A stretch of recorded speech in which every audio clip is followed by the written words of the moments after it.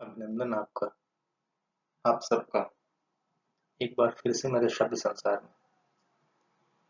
जैसा कि मैंने अपनी पिछली वीडियो में कहा था कि मैं अगली वीडियो श्री सुशांत सिंह राजपूत, अब तो खैर वो स्वर्गीय हो गए, उनके ऊपर लेकर आऊंगा। तो मैं ये कोई प्रेम गीत नहीं है, ना ही ये कोई आ, खुशनुमा अवसर है जिस पर मैं बहुत ही प्रेम पूर्वक या उत्साह के साथ कुछ पंक्तियां पढूं। ये एक दुखद समारोह है, ये एक दुख की बात है कि एक ऐसा होनहार और सच्चरित्र इंसान हमारे बीच से चला गया। 34 साल कोई जाने की उम्र नहीं होती। हमारे जो सरकारी आंकड़े हैं उनके मुताबिक भी हमारे लोगों की या हमारी जो औसत आयु है वो करीब 65 वर्ष के आसपास की है। और ये उससे लगभग आधी उम्र में, और वो भी इसलिए नहीं कि ये इनकी एक प्राकृतिक मौत है। लोगों ने इन्हें इस हद तक पहुंचा दिया कि इनको ऐसा कठोर कदम उठाना पड़ा। उनको जिंदगी से कहीं ज्यादा सस्ती मौत लगी। वो कहीं ज्यादा आसान कदम था। कुछ चीजें जो पहले मुझे नहीं मालूम थी, या ये मेरी और आपकी हमारी गलतियां हैं कि हम लोगों ने ऐसी चीजों को होने दिया। तो जो चीजें अब पब्लिक डोमेन में सुनने को मिली या जैसा कुछ हो रहा है, उन सभी चीजों को लेकर ही मैंने अपने या शोक गीत बनाया है।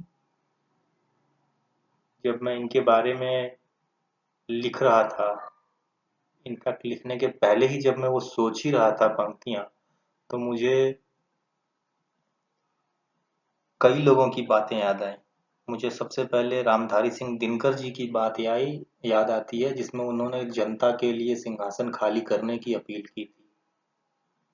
उसके बाद मुझे दुष्यंत कुमार की पंक्तियां याद आती हैं, जिसमें उन्होंने पीर को हिमालय से पर्वत से बड़ा कहा था और अब एक गंगा निकलनी चाहिए के लिए कहा था। उन्होंने ये भी कहा था कि सिर्फ हंगामा खड़ा करना किसी का मकसद नहीं, उनका भी मकसद नहीं। वो हालात बदलने के इच्छुक हैं, और जो आग अभी हम लोगों के बीच लगी है वो हमेशा लगी रहनी चाहिए, ताकि स्थितियां, परिस्थितियां, हालात फिर से वैसे ही ना हो। मुझे फैज साहब की भी पंक्तियां याद आती हैं, जिसमें वो कहते हैं कि जब मेहनत कश हक मांगेंगे तो पूरी दुनिया का हक मांगेंगे, एक दो चीजें नहीं। लेकिन शायद वो बहुत पहले कही गई पंक्तियां थीं, और जैसा कि हम लोगों पर आरोप लगता है, हमारी याददाश्त बहुत छोटी है। खैर, जिसने कहा, जिसने किया, वो सब अब इन्वेस्टिगेशन में आएगा।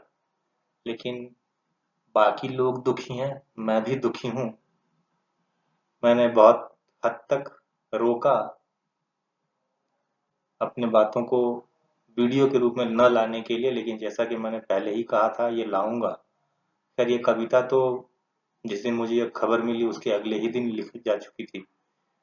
वीडियो में मैं आज दे रहा हूँ। और जैसे कि इनका चरित्र था, मैंने इस कविता का शीर्षक मणि लिखा है, मणि दिया है।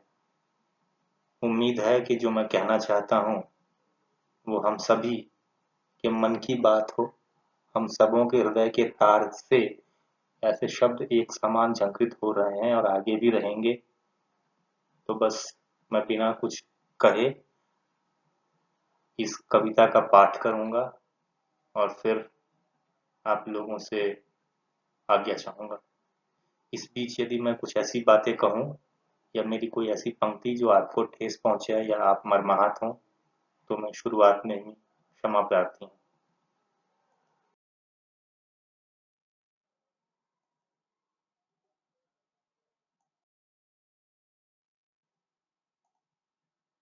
शायद आग लगाने को नियति ने चिता सजाई है, अब और नहीं, बस और नहीं, सबने आवाज लगाई है।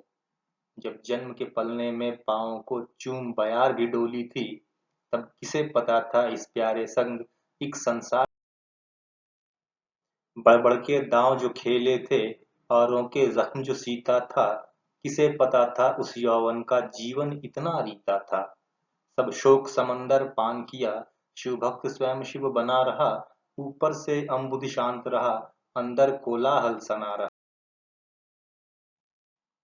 जब छांट छांट कुछ दुष्टों ने उसको वनवास दिलाया था, तब किसे पता था वह रावण मुस्कान निगलने आया था। पर हाय नियति वो चला गया दुनिया के सभी झमेलों से, अब पीट रहो माथा अपना, रोवो दुर्दांत।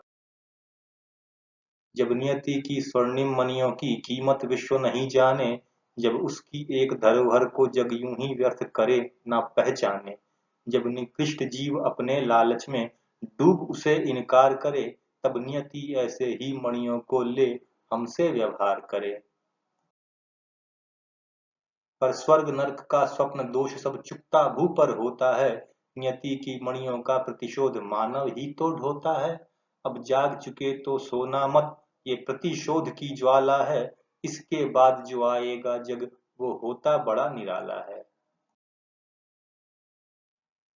उन सब निर्वीर्य किताबों से अब अपना हिस्सा लेना है, आने वाली नस्लों को बस उपहार यही एक देना है। तुम दूर चले हम अचल सके, तुम हंसते हो हम रोते हैं, पर चलो स्वयं से आज एक ऐसा प्रण बीज भी बोते हैं। जब तक उस कारण और कारक को जड़ से नहीं उखाड़ेंगे, तब तक इस मिट्टी पर नियति की बाकी ना मणि उतारेंगे। धन्यवाद। मेरी अगली वीडियो आंचल और भाषा के उच्चारण पर होगी। आपसे आज्ञा चाहूंगा।